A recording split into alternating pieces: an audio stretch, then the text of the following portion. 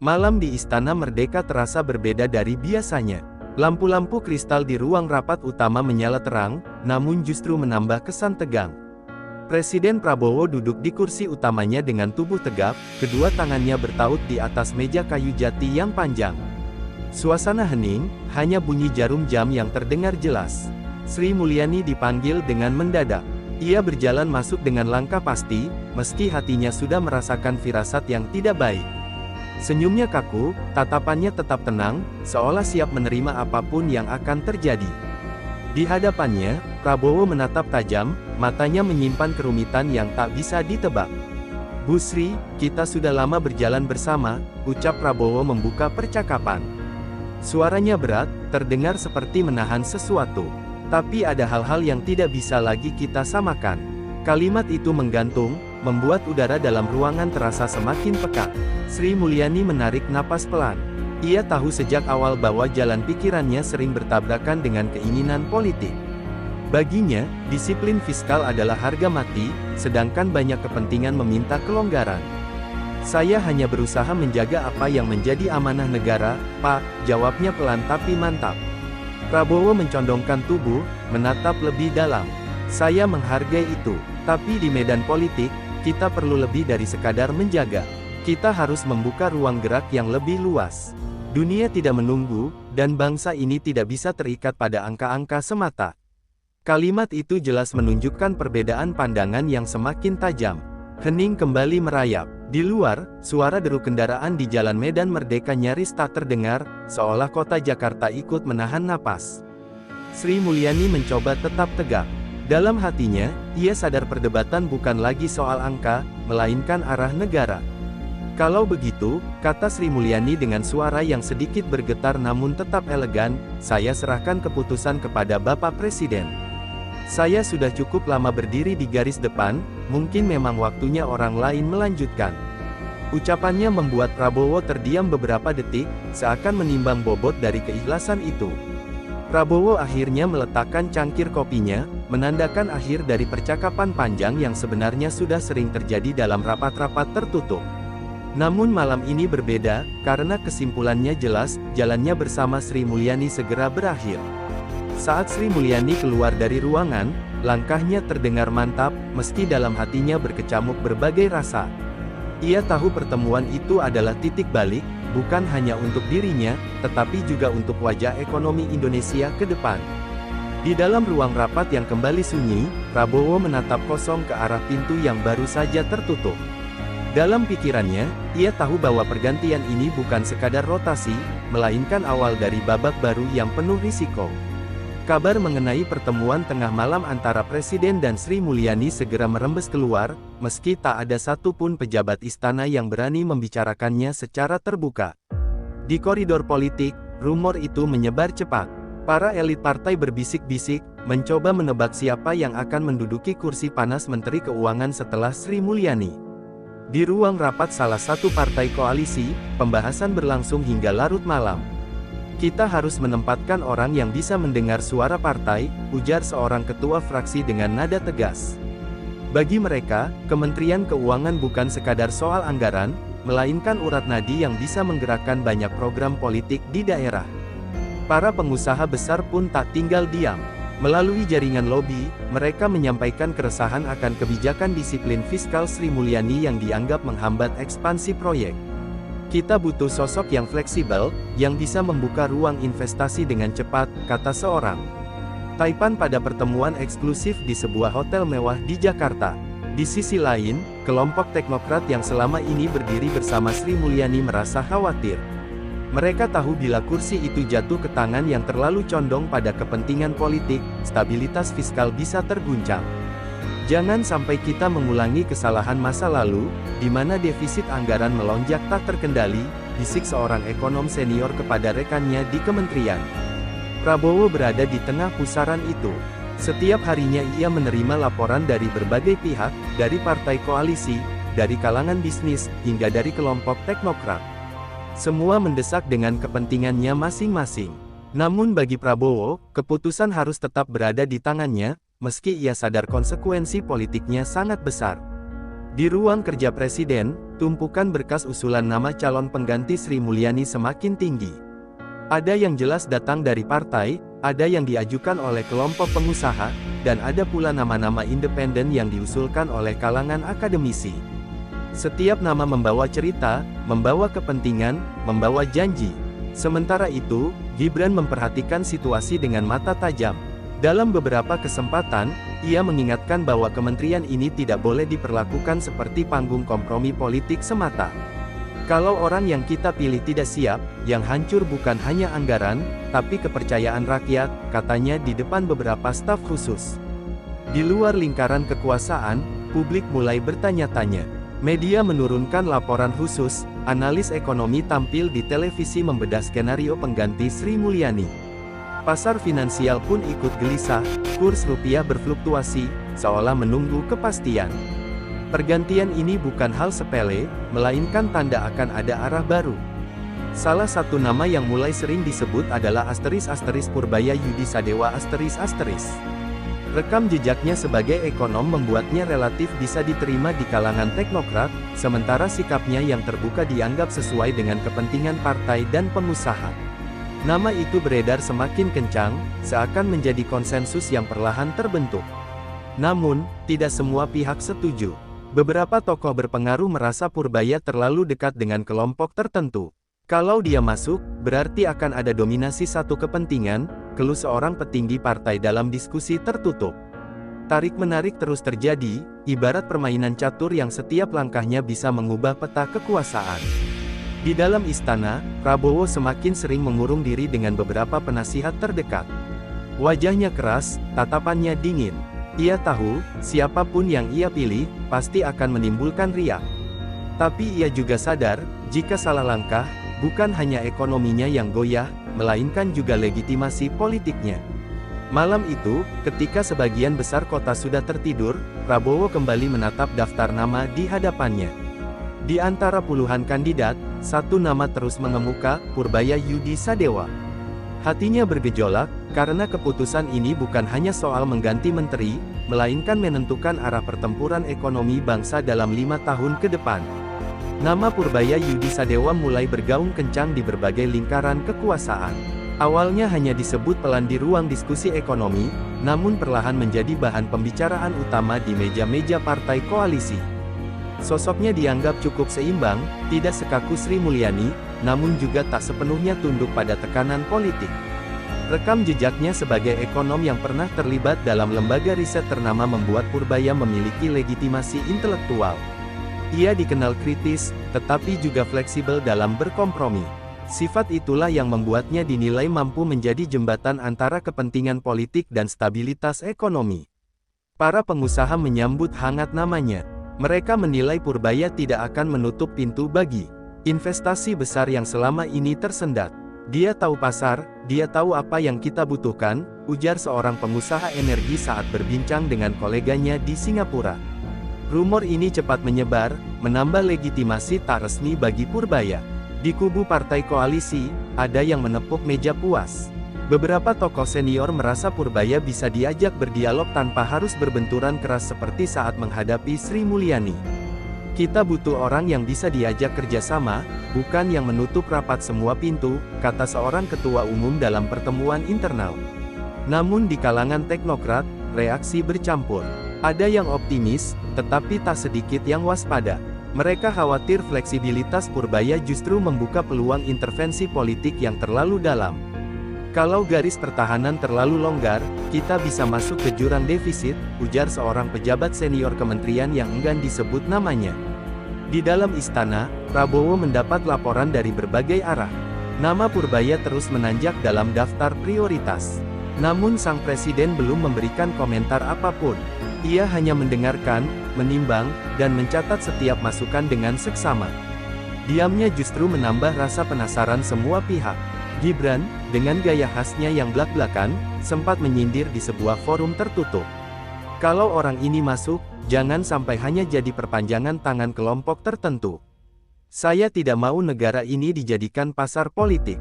Ucapannya memicu perdebatan, namun sekaligus menjadi peringatan bahwa ia akan mengawasi setiap langkah.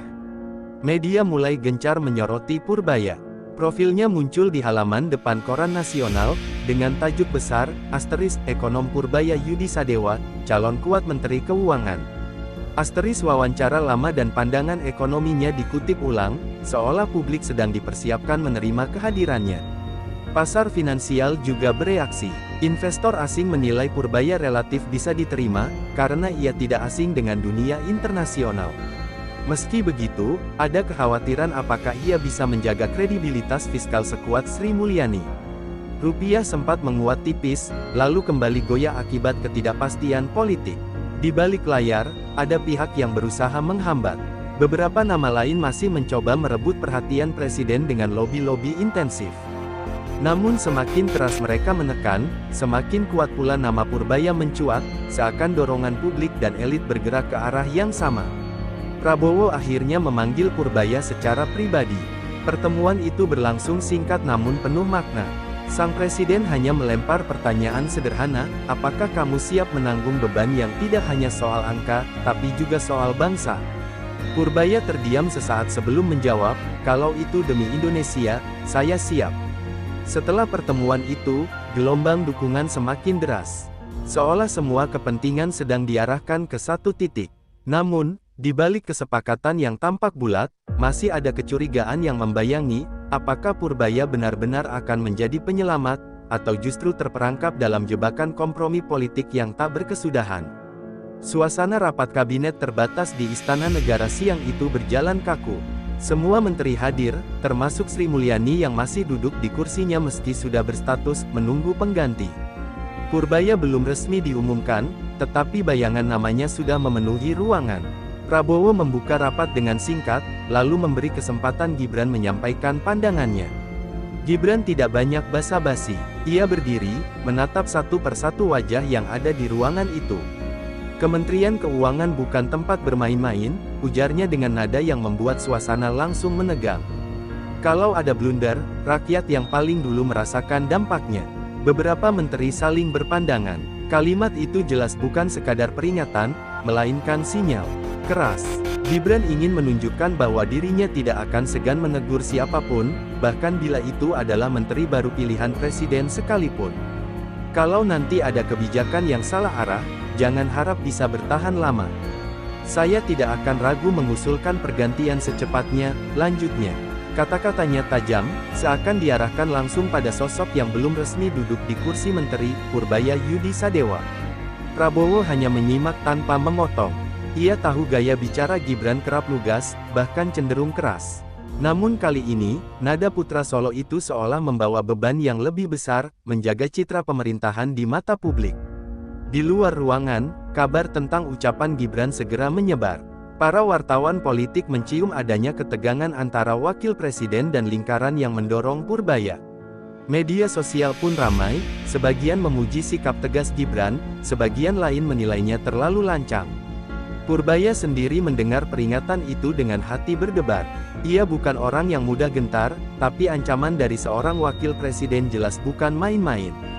Dalam diam, ia bertekad jika benar diberi kesempatan, ia harus membuktikan diri, bukan hanya kepada Prabowo, tapi juga kepada Gibran. Sri Mulyani yang duduk tenang di ujung meja tersenyum tipis. Ia mengenali dinamika itu. Dalam hatinya, ia merasa Gibran sedang mencoba melindungi apa yang ia bangun selama bertahun-tahun, disiplin fiskal dan kepercayaan pasar. Sementara itu, partai-partai koalisi merasa sedikit terguncang. Mereka berharap Purbaya bisa lebih kooperatif dibanding pendahulunya. Namun pernyataan Gibran seakan menjadi pagar besi, siapapun yang mencoba bermain-main dengan anggaran akan diawasi ketat. Prabowo akhirnya menutup rapat dengan suara berat. Kita semua punya tanggung jawab besar. Jangan ada yang berpikir jabatan ini hanya untuk kepentingan kelompok. Ingat, rakyat menunggu hasil, bukan alasan. Kalimat itu membuat ruangan kembali sunyi. Usai rapat, Gibran berjalan keluar lebih dulu. Para wartawan mengejarnya dengan pertanyaan bertubi-tubi, tapi ia hanya melempar satu kalimat singkat, kalau salah langkah, saya copot cepat-cepat. Ucapan itu semakin mempertebal aura ketegangan politik yang sudah menumpuk sejak nama Purbaya mencuat. Di balik semua hiruk-pikuk itu, satu hal menjadi jelas, jalan Purbaya menuju kursi menteri tidak akan mulus. Ada harapan besar, ada kepentingan besar, tetapi juga ada pengawasan ketat dari seorang wakil presiden yang tak segan menjatuhkan bila terjadi kesalahan. Hari itu, halaman Istana Negara dipenuhi awak media. Kamera televisi berjejer, mikrofon berdiri berlapis-lapis, semua menunggu pengumuman penting. Kabar mundurnya Sri Mulyani sudah beredar luas, tapi belum ada pernyataan resmi. Suasana panas Jakarta semakin menambah degup jantung semua orang yang hadir. Sri Mulyani keluar dari pintu utama dengan langkah mantap. Ia mengenakan kebaya sederhana berwarna biru tua, rambutnya disanggul rapi, wajahnya terlihat tenang meski matanya menyimpan kilatan emosi. Wartawan berdesakan, sorak-sorai menyambutnya, seakan mereka tahu akan menjadi saksi sejarah. Dengan suara terukur, ia membuka pernyataan, selama bertahun-tahun, saya telah berusaha menjaga keuangan negara dengan penuh tanggung jawab. Namun kini, saya rasa sudah waktunya menyerahkan tongkat estafet kepada penerus. Kalimat itu langsung disambut kilatan kamera yang bertubi-tubi. Ia berhenti sejenak, menatap ke arah barisan wartawan. Keputusan ini bukan karena saya menyerah, melainkan karena saya percaya bahwa negara harus terus berjalan dengan cara yang berbeda. Saya yakin Presiden akan memilih sosok yang dianggap tepat untuk situasi saat ini. Senyumnya tipis, namun penuh arti. Di sisi lain, beberapa menteri yang ikut hadir tak bisa menyembunyikan keterkejutannya. Ada yang menunduk, ada yang menghela napas berat. Mereka sadar kehilangan figur penting yang selama ini menjadi benteng fiskal. Bagi banyak kalangan, Sri Mulyani bukan hanya menteri, melainkan simbol disiplin dan kredibilitas. Sri Mulyani kemudian melanjutkan, saya ingin mengucapkan terima kasih kepada semua pihak yang telah bekerja bersama saya, baik di kementerian maupun di parlemen. Saya tahu tidak semua keputusan saya menyenangkan, tapi semuanya demi keberlangsungan ekonomi kita. Kata-katanya membuat suasana kian haru. Di luar pagar istana, sekelompok mahasiswa yang sebelumnya berdemo terdiam mendengarkan lewat pengeras suara. Mereka yang biasa melancarkan kritik keras pun kali ini memberi penghormatan, karena tahu betapa besar pengorbanan yang telah ia berikan. Sementara itu, pasar finansial bereaksi cepat. Kurs rupiah bergejolak, bursa saham turun tipis. Para analis segera menulis laporan kilat, mundurnya Sri Mulyani menandai berakhirnya era disiplin fiskal yang ketat. Investor menahan napas, menunggu siapa yang benar-benar akan menggantikan posisinya. Di ruang kerjanya, Prabowo menyaksikan siaran langsung itu lewat layar televisi besar. Ia menatap dengan wajah serius, tanpa ekspresi. Dalam hatinya, ia menghargai cara Sri Mulyani pamit, elegan, terhormat, tanpa meninggalkan luka terbuka. Namun ia juga tahu, setelah ini badai politik akan semakin kencang. Gibran, yang berada di sampingnya, berkomentar singkat, Bu Sri pergi dengan kepala tegak. Itu warisan yang tidak mudah ditandingi. Kalimat itu seakan menegaskan bahwa siapapun pengganti Sri Mulyani, akan selalu dibandingkan dengan standar tinggi yang ia tinggalkan. Setelah pernyataan resmi selesai, Sri Mulyani berbalik meninggalkan podium. Wartawan berteriak memanggil namanya, tapi ia hanya melambaikan tangan sambil berjalan menuju mobil hitam yang sudah menunggunya. Sorot matanya tak lagi menunjukkan kesedihan, melainkan keteguhan seorang pejuang yang tahu kapan harus mundur dengan terhormat. Seiring mobilnya melaju keluar dari halaman istana, banyak orang sadar bahwa hari itu adalah akhir dari sebuah babak panjang.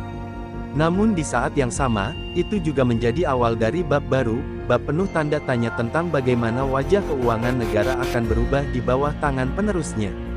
Hari pelantikan tiba, suasana Istana Negara kembali menjadi pusat perhatian nasional. Barisan pasukan kehormatan berjejer rapi, lantunan musik orkestra militer mengisi udara, dan tamu undangan dari berbagai kalangan berdatangan dengan wajah penuh antusias. Di tengah sorotan kamera, semua mata tertuju pada satu nama yang akan segera menduduki kursi paling strategis dalam kabinet, Purbaya Yudi Sadewa. Purbaya melangkah masuk dengan setelan jas hitam sederhana, dasinya berwarna merah marun. Wajahnya terlihat tenang, meski di balik ketenangan itu tersimpan gelombang rasa was-was.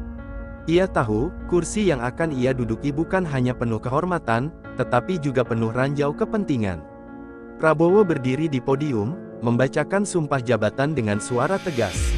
Saya percaya, Pak Purbaya akan menjaga amanah rakyat dengan sebaik-baiknya, ucap Presiden, disambut tepuk tangan para undangan. Namun di balik tepuk tangan itu, banyak yang menyimpan pikiran masing-masing, apakah ia benar pilihan tepat. Setelah prosesi resmi selesai, Purbaya menyalami satu persatu tamu penting. Para ketua partai koalisi tersenyum lebar, seolah lega bahwa pilihan mereka kini sudah berada di pucuk Kementerian Keuangan. Di sisi lain, sejumlah teknokrat hanya mengangguk singkat, tak berani memberikan ekspresi berlebihan. Gibran duduk di kursi depan dengan wajah dingin. Sesekali ia bertepuk tangan, tetapi ekspresinya tidak menunjukkan kepuasan. Dalam hatinya, ia masih menyimpan tanda tanya besar, apakah Purbaya akan menjadi menteri yang tangguh, atau sekadar perantara bagi kepentingan yang mendukungnya naik. Dalam pidato singkatnya, Purbaya berusaha meyakinkan semua pihak. Saya berjanji akan menjaga keseimbangan antara pembangunan dan stabilitas fiskal. Tantangan kita besar, tetapi dengan kerjasama, saya yakin kita mampu melewatinya. Kata-kata itu terdengar manis, namun belum cukup untuk menenangkan pasar maupun oposisi. Di luar istana, publik menonton dengan rasa campur aduk. Ada yang optimis, ada yang pesimis. Media sosial dipenuhi komentar, sebagian memuji sosok Purbaya yang dianggap progresif, sebagian lagi mencibir bahwa ia hanyalah kompromi politik. Semua menunggu langkah pertama yang akan diambilnya. Malam harinya, Purbaya duduk di ruang kerjanya yang baru. Meja besar penuh berkas sudah menantinya. Di salah satu map berwarna merah, ada catatan penting dari Sri Mulyani sebelum ia pergi, anggaran adalah darah bangsa, jangan biarkan ia bocor. Catatan itu membuat Purbaya terdiam lama. Telepon genggamnya berdering berkali-kali, pesan dari berbagai pihak berdatangan. Ada ucapan selamat, ada juga desakan halus tentang proyek yang menunggu restu. Ia mulai merasakan bahwa jabatan ini bukan hanya tentang hitungan angka, melainkan arena tarik-menarik kepentingan yang nyata. Prabowo, dari ruangannya, memantau dengan saksama. Ia tahu Purbaya akan diuji sejak hari pertama. Bagi Presiden, loyalitas dan ketahanan menghadapi tekanan jauh lebih penting daripada sekadar kemampuan akademis. Jika Purbaya gagal, maka ia harus siap dicoret kapan saja. Sementara itu, Gibran tak berhenti mengingatkan lewat jalur informal. Ia menyampaikan kepada orang-orang dekatnya, saya ingin lihat langkah pertamanya. Kalau salah, saya akan langsung minta presiden ganti. Ucapan itu menyebar cepat, menambah tekanan bagi Purbaya yang baru saja dilantik. Hari pelantikan yang semula penuh gegap gempita akhirnya berakhir dengan tanda tanya besar. Semua pihak menunggu, apakah Purbaya akan melangkah sebagai menteri yang kuat dan independen, atau justru menjadi simbol kompromi politik yang rapuh. Jawabannya hanya akan terlihat dari kebijakan pertama yang ia keluarkan. Malam itu, suasana istana seperti terbelah dua. Di satu sisi, ada para pendukung Purbaya yang yakin arah kebijakan fiskal baru akan membawa stabilitas. Di sisi lain, kelompok loyalis Sri Mulyani merasa kehilangan jangkar yang selama ini menjaga kredibilitas Indonesia di mata internasional. Ruang-ruang rapat penuh dengan bisik-bisik, dan para pejabat tinggi tampak saling mengukur langkah. Prabowo, meski berusaha tegar, sadar bahwa keputusannya membuka front politik baru. Ia bukan sekadar mengganti menteri, melainkan menggeser sebuah filosofi. Visi Sri Mulyani yang disiplin fiskal diganti dengan gagasan Purbaya yang lebih populis dan akomodatif terhadap program-program pembangunan cepat. Bagi sebagian kalangan, ini adalah perjudian besar. Di Jakarta Selatan, sebuah pertemuan informal digelar. Beberapa ekonom senior yang dulu dekat dengan Sri Mulyani membicarakan dampak keputusan ini. Mereka khawatir investor asing akan membaca langkah ini sebagai sinyal melemahnya independensi ekonomi Indonesia. Seorang profesor tua berkata lirih, jika arah ekonomi berubah terlalu cepat, pasar bisa panik. Dan jika pasar panik, rakyatlah yang pertama kali menanggung beban. Sementara itu, Gibran mengamati dinamika dari ruang kerjanya di Balai Kota Solo. Meski jauh dari pusat kekuasaan, laporan demi laporan sampai ke mejanya. Ia tahu, jika Purbaya melakukan kesalahan fatal, Prabowo akan berada dalam posisi sulit. Gibran sendiri tidak segan menyuarakan kritik tajam, bahkan kepada orang-orang di lingkaran dekat ayahnya. Di Senayan, para anggota DPR mulai memainkan peran mereka. Ada fraksi yang mendukung penuh langkah Presiden, terutama mereka yang berharap program pembangunan cepat memberi peluang proyek-proyek besar. Namun, tidak sedikit pula yang mulai menyiapkan strategi oposisi, mengendus kesempatan menjatuhkan kredibilitas pemerintah bila kebijakan baru gagal. Di balik layar, rumor mulai berhembus. Ada yang menyebut pergantian ini juga terkait dengan tekanan kelompok bisnis besar yang merasa kurang diakomodasi selama kepemimpinan Sri Mulyani. Nama-nama Taipan beredar dalam daftar, disebut-sebut ikut memengaruhi arah keputusan. Para jurnalis investigasi pun mulai memburu jejak-jejak keterlibatan mereka. Prabowo tidak tinggal diam. Ia memerintahkan agar komunikasi dengan investor dijaga ketat. Menteri Luar Negeri diminta menenangkan mitra dagang, sementara Purbaya segera diminta menyusun pidato besar yang akan disampaikan di depan publik untuk menjelaskan arah kebijakan barunya. Pidato itu diharapkan menjadi sinyal menenangkan, sekaligus pernyataan resmi bahwa ekonomi tetap dalam kendali. Namun, di kalangan birokrasi sendiri, terjadi keguncangan. Beberapa pejabat eselon tinggi yang dekat dengan Sri Mulyani mulai mempertimbangkan mundur. Mereka merasa tidak sejalan dengan gaya kepemimpinan Purbaya. Jika eksodus besar terjadi, kementerian bisa kehilangan tenaga ahli yang sudah berpengalaman. Hal ini menjadi kekhawatiran serius di kalangan profesional. Di tengah keruwetan ini, muncul kabar mengejutkan. Sebuah bocoran dokumen beredar di kalangan wartawan, berisi rancangan awal kebijakan fiskal Purbaya yang disebut lebih condong pada proyek jangka pendek ketimbang perbaikan fundamental. Bocoran itu membuat gaduh. Apalagi, dokumen tersebut mengindikasikan rencana utang baru dalam jumlah besar. Gibran membaca bocoran itu dengan wajah serius. Ia langsung menelpon salah satu ajudannya, memerintahkan agar laporan disusun secepat mungkin. Kalau benar arah ini yang dipilih, kita harus siap dengan skenario terburuk. Jangan sampai krisis datang karena kita lengah, ucapnya tegas. Kata-katanya lebih terdengar seperti peringatan dini, bukan sekadar analisis biasa. Di luar, masyarakat mulai terpecah. Sebagian percaya bahwa Purbaya mampu membawa energi baru, sementara sebagian lain mencemaskan stabilitas harga dan nilai tukar. Pedagang kecil di pasar menunggu apakah kebijakan baru ini akan membuat hidup mereka lebih mudah atau justru makin berat. Rakyat, seperti biasa, menjadi penonton sekaligus korban dari tarik-menarik kepentingan politik di atas. Dan di sebuah ruang rapat gelap di Senayan, sekelompok politisi oposisi mulai menyusun rencana besar. Jika Purbaya gagal, kita akan punya amunisi untuk menyerang presiden, ujar salah satu dari mereka dengan nada yakin. Intrik itu menandai awal dari babak baru politik Indonesia, di mana nasib ekonomi bangsa bisa menjadi senjata paling tajam dalam perebutan kekuasaan. Tanda tanya.